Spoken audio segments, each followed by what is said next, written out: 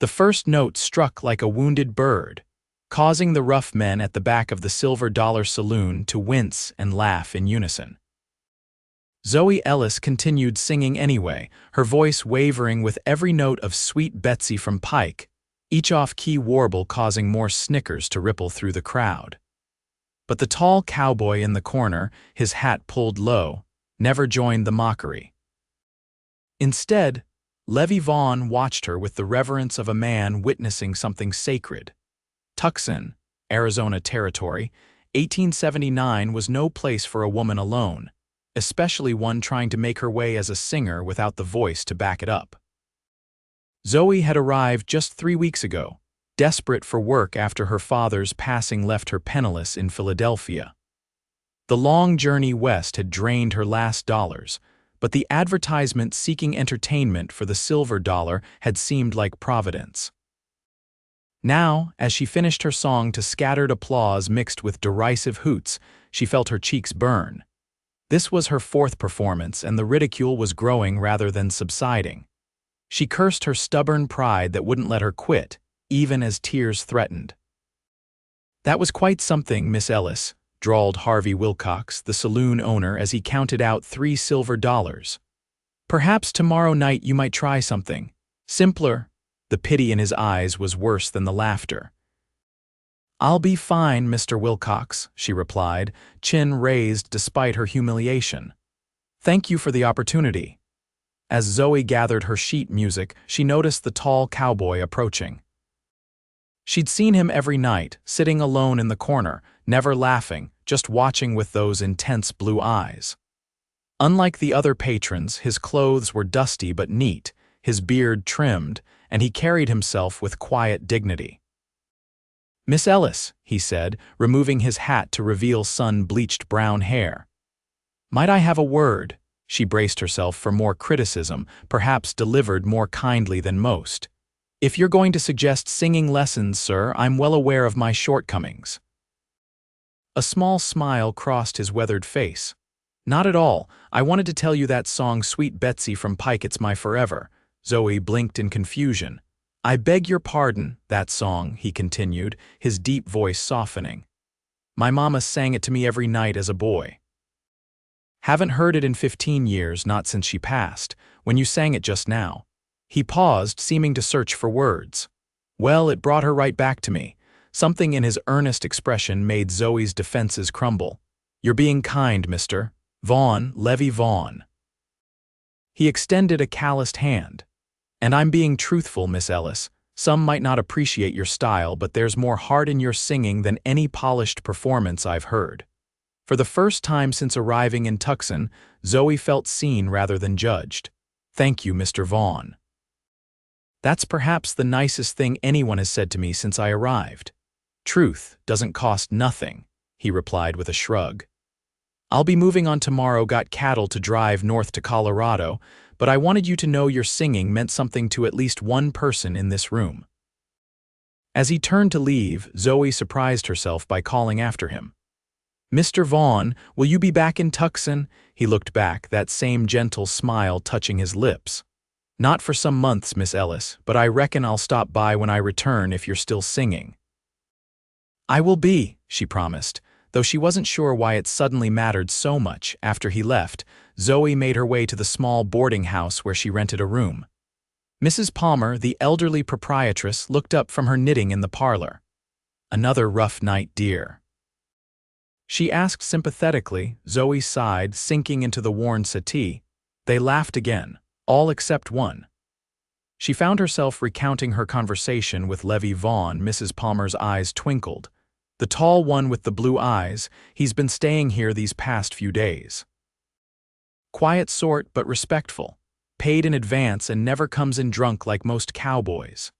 "He's leaving tomorrow," Zoe said, surprised by the disappointment she felt. "That's the way with cattle men," Mrs. Palmer nodded. "Here today, gone tomorrow, but he seemed a decent sort." The next morning, Zoe woke early, her conversation with Levi playing in her mind. Before she could talk herself out of it, she dressed quickly and made her way downstairs, hoping to catch him before he departed.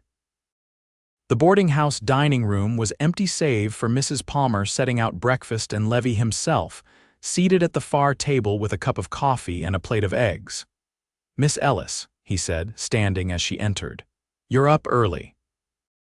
"I wanted to wish you safe travels," she replied, suddenly feeling foolish.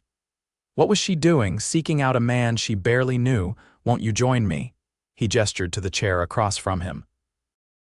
Over breakfast, Zoe learned that Levi had been working cattle since he was 16, that he'd fought briefly in the war despite being barely old enough, and that he was now 34 and hoping to buy land of his own someday. "What brought you all the way from Philadelphia?" he asked, studying her with genuine interest. Zoe told him about her father, a music teacher who had encouraged her love of singing despite her lack of natural talent. "He always said what I lacked in pitch, I made up for in passion," she said wistfully. "When he died, there was nothing left for me there. I saw the advertisement for a singer and thought, why not Arizona? At least it's warm." Levi chuckled. "That it is, too warm sometimes." He hesitated before adding, "You know, Miss Ellis, my trail boss is a fair man. We could use a cook's assistant for this drive. It's not glamorous work, but it pays, and you wouldn't have to endure the ridicule of drunken men every night." Zoe was taken aback. "You're offering me a job on a cattle drive." "I know it sounds strange," he admitted, "but our cook's getting on in years and complains about the work. You'd have your own wagon, and while the men are rough, they're decent enough when the boss is watching." For a wild moment, Zoe considered it. The freedom of the open trail away from the nightly humiliation, but reality quickly reasserted itself. "I appreciate the offer, Mr. Vaughn, but I don't think a cattle drive is any place for a woman alone." He nodded, not seeming surprised. "You're probably right, it was a foolish suggestion." "Not foolish," she corrected. "Kind, like you." A faint color touched his tan cheeks. "Well, if you change your mind, we're camped at Tank Verde Creek, heading out at noon." They parted shortly after, with Zoe feeling an unexpected connection to this quiet cowboy who had defended her singing. As she walked back to her room, Mrs. Palmer intercepted her. "A telegram came for you yesterday while you were performing," she said, handing Zoe a folded paper. The message was brief, but devastating. The distant cousin who had promised to send her remaining belongings from Philadelphia had died suddenly. Her trunks, containing family mementos, her father's violin, and the last of her good dresses, would be sold to cover his debts unless she could send $30 immediately. Zoe sank onto the stairs, the paper clutched in her trembling hands. $30 might as well be $300 on her meager earnings. By mid-morning, Zoe had made her decision. She packed her few possessions, paid Mrs. Palmer what she owed, and asked for directions to Tank Verde Creek. The cattle camp was bustling with activity when she arrived. Cowboys shouted to one another as they prepared for departure, dust rising from the hooves of restless cattle. Zoe hesitated at the edge of the chaos, suddenly questioning her impulsiveness. Then she spotted Levi, cinching a saddle onto a sturdy bay horse. He looked up as if sensing her presence, surprise and then pleasure crossing his face as he strode toward her. "Miss Ellis," he said, removing his hat. "Did you change your mind? If the offer still stands," she replied, trying to project confidence she didn't feel. "I find I need to earn more than a saloon singer's wage, at least for a while." Levi studied her for a moment, then nodded. "Come meet Mr. Thornton, the trail boss." Raymond Thornton was a grizzled man in his 50s with shrewd eyes that assessed Zoe carefully. "You ever cooked for 20 hungry men, Miss Ellis?" "No, sir, but I'm willing to learn and work hard." "She's got grit," Levi offered. "And old Pete's been complaining about needing help for months." Thornton grunted. $10 a week, same as the boys. "Your own wagon to sleep in, but you cook what Pete tells you and stay clear of trouble. First sign of problems with any of the men, you're off at the next town. Understood?" "Yes, sir, thank you." And just like that, Zoe Ellis, failed saloon singer, became a cook's assistant on a cattle drive bound for Colorado. The first week was the hardest of Zoe's life. Her hands blistered from working with cast iron cookware over open flames. Her back ached from hauling water and provisions. Old Pete, the wizened cook, barked orders and criticisms that made the saloon hecklers seem gentle by comparison. But there were unexpected pleasures too. The vast, open country they traveled through took her breath away. Mountains in the distance, desert blooming after spring rains, and stars so bright at night they seemed close enough to touch. And then there was Levi, who rode in each evening tired and dusty but always took time to ask about her day. "You're adjusting well," he told her on the 10th night as they sat a little apart from the others after supper. "Pete says you're a quick study." "He has an unusual way of showing approval," Zoe laughed. "This morning he only called me useless twice," Levi chuckled. "High praise from Pete." He hesitated, then added, "The men were asking if you might sing tonight. It's Saturday, and usually they'd be looking for a saloon if we were near town." Zoe felt her stomach tighten. "I don't think they'd enjoy my singing any more than the men at the Silver Dollar did." "You might be surprised," Levi said quietly. "Out here, any reminder of civilization is welcome, especially from a pretty lady." The unexpected compliment made her cheeks warm. "Very well, but don't say I didn't warn you." As the cowboys gathered around the campfire after dinner, Zoe stood nervously before them. Taking a deep breath, she began Sweet Betsy from Pike, her voice wavering at first but growing stronger as she continued. When she finished, there was a moment of silence, then enthusiastic applause. "Another," called one of the younger cowboys, and several others joined in. For the next hour, Zoe sang every song she knew: folk ballads, patriotic tunes, even a few hymns. The men joined in when they knew the words, their rough voices harmonizing with hers in the night air. When she finally begged tiredness, the cowboys thanked her sincerely. As they dispersed to their bedrolls, Levi approached, his expression soft in the firelight. "See," he said, "out here people appreciate sincerity more than perfection." "Thank you for suggesting it," she replied. "I'd forgotten how much I enjoy singing when I'm not being mocked." "Your father was right," Levi said, walking her to her wagon. "What you lack in pitch, you make up for in passion. Good night, Miss Ellis." "Zoe," she corrected. "After tonight, I think you should call me Zoe." "Good night then, Zoe," he said, his smile visible even in the darkness. "Sleep well." As the drive continued north into New Mexico territory, Zoe and Levi fell into a pattern. During the day, she worked alongside Pete, learning to make sourdough bread, stews that could stretch to feed 20 hungry men, and coffee strong enough to stand a spoon in.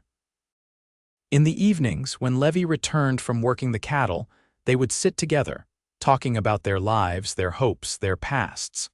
She learned about his childhood in Missouri, his dreams of owning a ranch, and the loneliness of the cowboy's life. In turn, she told him about her sheltered upbringing in Philadelphia, her father's music school, and her determination to make her own way despite her limitations. "I've never met anyone quite like you," he told her one evening, as they watched the sunset paint the New Mexico sky in brilliant oranges and purples. "Most women would have given up and married the first willing man rather than strike out alone." "I'm not opposed to marriage," Zoe clarified, suddenly aware of how close they were sitting. "Just to marrying for convenience rather than affection." Levi's eyes held hers for a long moment, a wise distinction. The next day, disaster struck. A sudden thunderstorm spooked the cattle, causing a stampede that sent cowboys scrambling. In the chaos, Zoe watched in horror as Levi's horse stumbled, sending him crashing to the ground directly in the path of the panicked herd. Without thinking, she ran toward him, ignoring Pete's shouts to stay back. Somehow she reached Levi seconds before the cattle would have, helping him scramble to his feet and pulling him toward a cluster of boulders where they huddled as the terrified animals thundered past. When the danger had passed, Levi looked at her with disbelief.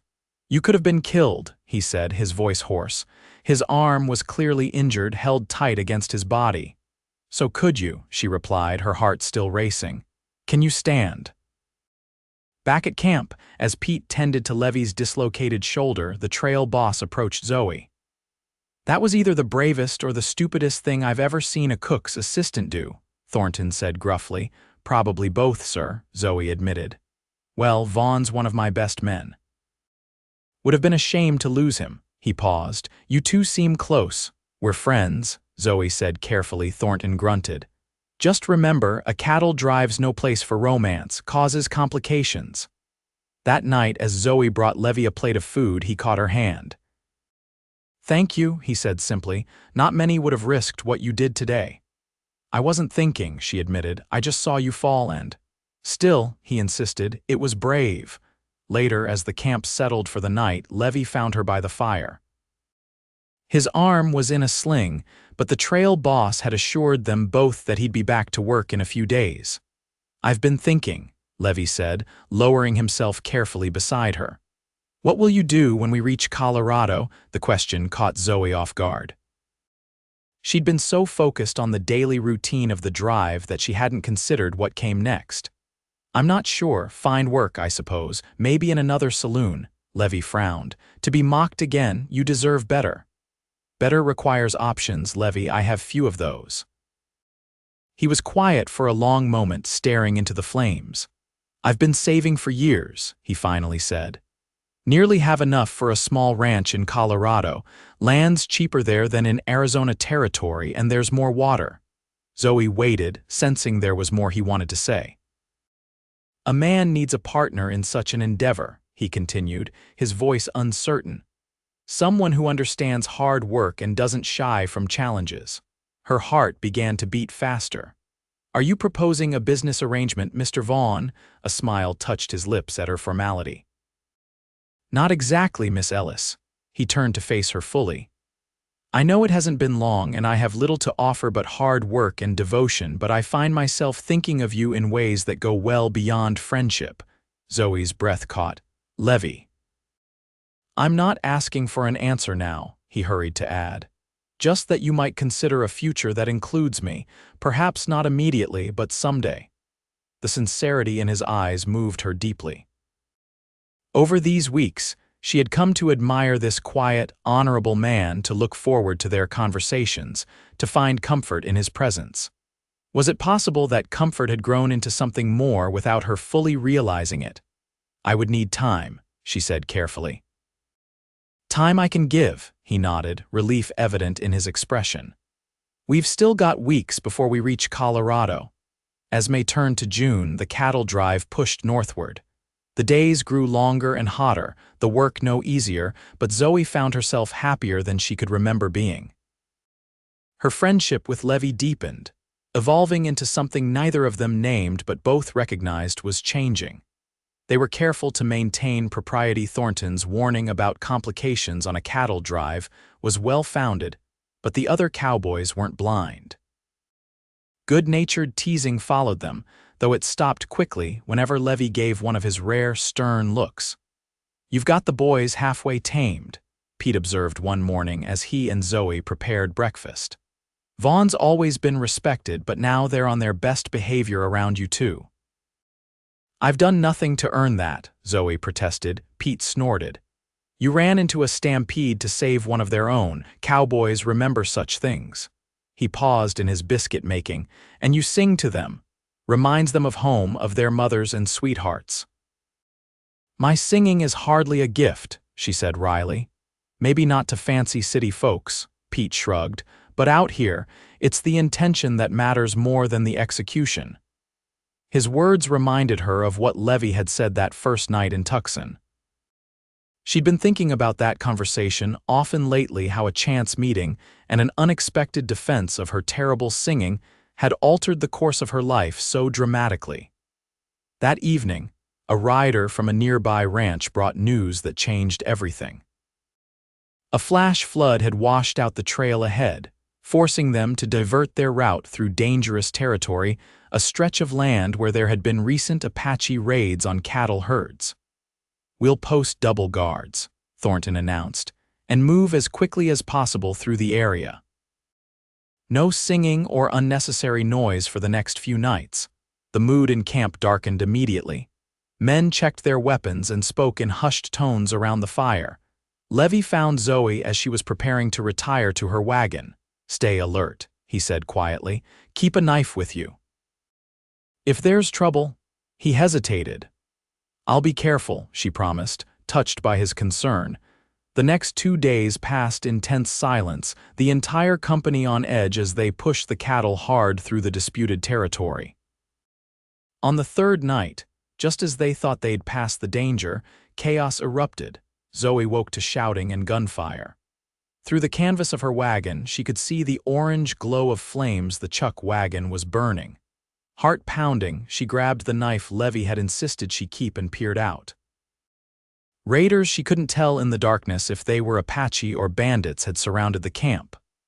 Cowboys were scrambling for weapons, cattle were bellowing in panic, and the night was filled with noise and confusion. She was trying to determine the safest direction to run when her wagon flap was suddenly pulled open. She raised her knife, only to lower it immediately when she recognized Levi. "Come quickly," he urged, helping her down. "We need to get to the trees." They ran together through the darkness, away from the main fight. Behind them, more shots rang out and a man screamed in pain. Zoe stumbled, but Levi's strong arm kept her upright as they pushed toward the relative safety of a copse of cottonwoods near a small creek. Just as they reached the tree line, a figure loomed before them. In the darkness, Zoe could make out a man with a bandana covering the lower half of his face, a rifle pointed directly at them. "Well now, what have we here?" the bandit drawled. "A cowboy and his woman." Levi pushed Zoe behind him. "We want no trouble. Take what you want from the camp." "Oh, I intend to," the man chuckled, his eyes shifting to Zoe, "starting with what you're trying to hide." What happened next unfolded so quickly that later Zoe had trouble recalling the sequence. Levi lunged forward just as the bandit's attention shifted. There was a brief struggle, the crack of a gunshot, and then silence. When Zoe dared to look, Levi was standing over the fallen bandit, breathing hard, a trickle of blood running down his arm where the bullet had grazed him. "Are you hurt?" he demanded, turning to her with frantic eyes. "No," she managed. "But you are." "It's nothing," he dismissed, though his face was pale in the moonlight. "We need to keep moving. There may be others." They continued deeper into the trees, eventually finding a hollow where a fallen log provided some shelter. There they huddled together, listening as the sounds of fighting gradually subsided. "I was so afraid," Zoe whispered against Levi's chest, her composure finally breaking now that the immediate danger had passed. "When I saw him pointing that gun at you." "I couldn't let him hurt you," Levi said simply, his good arm tightening around her. "I've faced men like that before, but never with so much at stake." In the darkness, with death so recently avoided, the barriers between them seemed to dissolve. When Levi's lips found hers, Zoe responded with all the emotion that had been building between them for weeks. "I love you," he murmured against her hair when they finally broke apart. "I think I have since that first night in Tucson when you sang so terribly and so beautifully." Zoe laughed softly despite their circumstances. "And I love you, my defender of off-key singing." They stayed hidden until dawn when Thornton and several cowboys found them. The raid had been repelled, though 2 of the hands were wounded and they'd lost some cattle. The attackers, it turned out, were not Apache, but a mixed band of outlaws who had been plaguing the territory for months. "We got 3 of them," Thornton reported grimly. "The rest fled, but they might return with reinforcements. We need to move out immediately." For the next week, the drive pushed forward at an exhausting pace, everyone on high alert for further attacks that thankfully never came. Levi's wound proved minor, though Zoe insisted on changing the bandage daily, each time thanking Providence that the bullet had only grazed him. Their relationship was now openly acknowledged among the company, with Pete grumbling good-naturedly about lovebirds making eyes when there's work to be done. Thornton had merely nodded when Levi formally informed him of their intentions, saying, "Figured as much. Just keep it proper until we reach Colorado." As they crossed into Colorado territory in early July, the landscape changed to rolling grasslands ideal for cattle. The company's spirits lifted, knowing the drive was nearing its end. "I've been thinking," Levi said one evening as they walked along a clear-running stream. "That land I mentioned, it's near a small town called Silverdale, not much there yet, but it's growing. Might need a music teacher someday." Zoe smiled at his thoughtfulness. "I'd be a poor music teacher given my abilities." "You could teach children," Levi suggested. "They wouldn't know the difference, and you could share your passion for music without criticism." The idea appealed to her more than she expected. "Perhaps. But first, we need that ranch you've been saving for." "About that," Levi said, suddenly stopping and turning to face her. "Thornton offered me a proposition today. He wants to retire after this drive, and he's offered to sell me his quarter stake in the cattle company. It would mean more security than striking out alone, and we could still have our own place, just with a better starting position." Zoe's eyes widened. "Levi, that's wonderful. Can we afford it?" "With my savings and the bonus from this drive, yes." He took both her hands in his. "But I wanted your opinion before accepting. It would mean I'd still have to go on drives sometimes, at least for the first few years." "We'll make it work," she said confidently. "I'm hardly the delicate flower I was when I left Philadelphia," Levi laughed. "No, you're much stronger now. Strong enough to be a rancher's wife." "Is that a proposal, Mr. Vaughn?" Zoe teased, though her heart was suddenly racing. In answer, Levi dropped to one knee before her, still holding her hands. "Zoe Ellis, I never expected to find love on this cattle drive, but I can't imagine my life without you now. Your courage, your determination, your terrible, beautiful singing, I love every part of you. Will you marry me?" Tears sprang to Zoe's eyes as joy welled up inside her. "Yes," she whispered. "Yes, I will marry you, Levi Vaughn." He stood and pulled her into his arms, sealing their promise with a kiss that held all the passion and tenderness of their journey together. 2 weeks later, they arrived in Denver, where the cattle would be sold and the drive officially ended. The company celebrated their successful journey with a night of revelry that included Zoe singing for them one last time. As she finished "Sweet Betsy" from Pike, the song that had started everything, the cowboys cheered and stamped their feet. Pete wiped a suspicious moisture from his eyes, and Thornton raised his glass in salute. But it was Levi's expression that meant the most to Zoe, the pride and love shining in his eyes as he watched her, just as he had that first night in Tucson. They were married the following week in a small church in Silverdale, with Thornton, Pete, and several of the cowboys in attendance. Zoe wore a new dress purchased with her earnings from the drive, and Levi looked handsome in his Sunday best. "Not bad for a saloon singer who couldn't carry a tune," Pete commented as he hugged her at the small reception. "And a cowboy who defended her anyway," Zoe added, smiling up at her new husband. Their ranch was modest but promising: a sturdy cabin, good grazing land, and a small stream that never ran dry. With Levi's stake in Thornton's company providing additional income, they were more secure than either had dared hope. In the evenings, after the work was done, they would often sit on their porch watching the sunset. Sometimes Zoe would sing, her voice still off-key but filled with happiness, and Levi would listen with the same appreciation he'd shown that first night. "That song is still my forever," he told her on their first anniversary after she'd sung "Sweet Betsy" once again. "But now, so are you." As the years passed, their ranch prospered.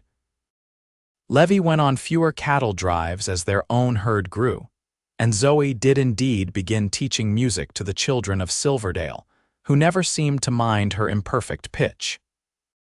And when their own children came along, first a son with his father's blue eyes, then a daughter with her mother's determination, Zoe sang to them every night the same songs she'd once been mocked for in the Silver Dollar Saloon. "Mama, you sing funny," their daughter observed once at age 4. Before Zoe could respond, Levi had scooped the child onto his lap. "Your mama sings with her heart," he explained, winking at his wife. And that, little one, is the most beautiful music of all." Zoe smiled, remembering how far they'd come from that first meeting, from a mocked singer and a lonely cowboy to this life they'd built together, note by imperfect note, into a harmony all their own.